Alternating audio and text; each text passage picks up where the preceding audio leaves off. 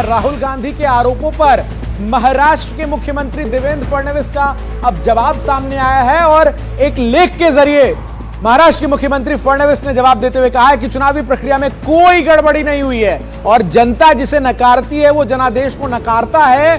अब बहाने नहीं चलेंगे, जवाबदेही तय होगी, ये कहते फडणवीस लेख के जरिए नजर आए हैं। तो आपको बता दें कि लेख के जरिए जो है वो फडणवीस ने एक बार फिर राहुल गांधी पर हमला बोला है। तो कांग्रेस सांसद और लोकसभा में नेता प्रतिपक्ष राहुल गांधी ने एक बार फिर से महाराष्ट्र विधानसभा चुनाव को लेकर सवाल उठाए। एक अंग्रेजी अखबार में लिखे लेख में राहुल ने बीजेपी पर आरोप लगाया कि महाराष्ट्र चुनाव में मैच फिक्सिंग की गई और अब कुछ ऐसा ही बिहार में भी दोहराया जाएगा। इस पर बीजेपी ने जवाबी हमला बोला। राहुल को अभी से बिहार में अपनी हार दिखाई दे रही है, ऐसा बीजेपी ने कहा। वहीं राहुल गांधी के आरोपों पर चुनाव आयोग ने भी जवाब देते हुए लिखा है।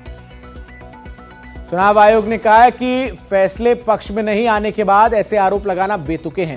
किसी के भी द्वारा भ्रमित करने वाली सूचना देना न सिर्फ कानून का अपमान है बल्कि उन्हीं की पार्टी के चुने हुए प्रतिनिधियों की साख गिराना है।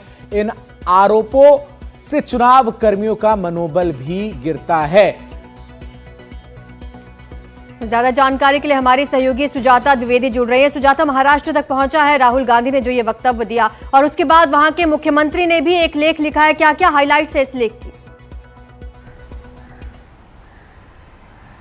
जी देखिए, सबसे पहले तो मुख्यमंत्री देवेंद्र फडणवीस जब वो कल पुणे में थे तभी उनका कहना था कि जिस लेख का जवाब जो है लेख से ही दिया जाएगा और आज ही महाराष्ट्र के एक पत्र में जो है ये पूरा आर्टिकल प्रकाशित हुआ है जिसमें कई सारी ज़रूरी बातें जो है मुख्यमंत्री देवेंद्र फडणवीस ने कही। सबसे पहले ये कि 74 लाख वोट को लेकर जो लगातार राहुल गांधी और कांग्रेस पार्टी सवाल खड़ी करती रही है उस पर उनका कहना है कि जो 74 लाख वोट पिछले 1 घंटे में बढ़े थे चुनाव वाले दिन, वो किसी भी चुनाव प्रक्रिया में एक साधारण और सामान्य सी प्रक्रिया है जहां पर आखिरी घंटे में जो है वोटर्स पहुंचते हैं और इस वजह से वो आंकड़ा बढ़ा है। इसी के साथ देवेंद्र फडणवीस ने ये भी कहा कि फिलहाल कांग्रेस पार्टी द्वारा उनकी हार स्वीकारी नहीं जा रही और जिन्हें महाराष्ट्र के लोगों ने नकारा वो अब नतीजों को नकार रहे हैं। और ऐसा आरोप लगाते हुए मुख्यमंत्री देवेंद्र फडणवीस ने कहा कि इस प्रकार की जो इनकी तुच्छ राजनीति है वो इसे अब महाराष्ट्र की जनता तक ना पहुंचाए। और साथ ही उन्होंने कई सारे स्तरों पर और कई सारी जरूरी बातों को यहाँ पर हाईलाइट करते हुए ये भी बताया कि जिस प्रकार की राजनीति जो है कांग्रेस ने महाराष्ट्र में खेली वो महाराष्ट्र के लोगों को तोड़ने वाली थी,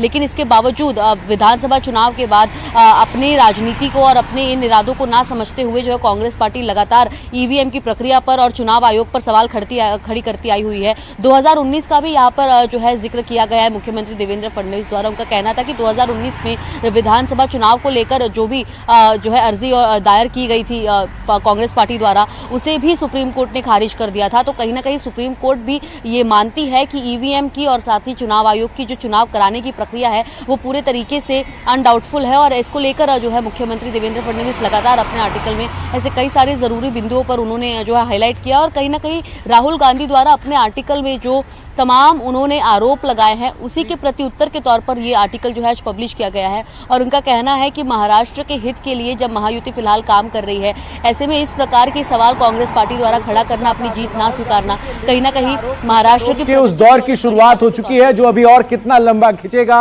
ये कहना मुश्किल नजर आता है।